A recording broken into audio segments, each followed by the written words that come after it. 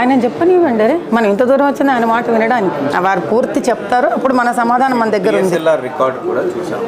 What you are saying that అదంతా మనం అక్కడ ఆల్రెడీ ఎంక్రోచ్ అయిన వాళ్ళందరూ కూడా తీసేసి టెంపుల్ ల్యాండ్ 3 acres రిస్టోర్ చేయమని చెప్తున్నాం. సో అది ఒకసారి గవర్నమెంట్ తో డిస్కస్ చేసి విల్ టేక్ ఇట్ ఫార్వర్డ్.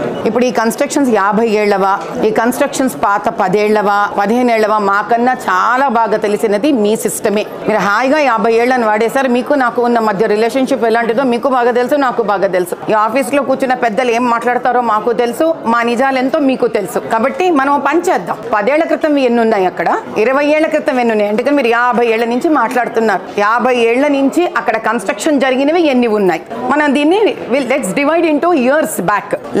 ఇప్పుడు ఈ రోజు ఫ్రెష్గా కన్స్ట్రక్షన్ జరుగుతూ దానికి ఒక గ్రీన్ మ్యాట్ వేస్తూ ఉన్న దాన్ని కూడా లైవ్లీహుడ్ని ప్రోత్సహించడం అనేది చాలా గొప్ప విషయం. ఎందుకంటే ఆ వెనక 100 ఇండ్లు ఉన్నాయి, ఎస్సీ ఎస్టీ బీసీల ఇండ్లు.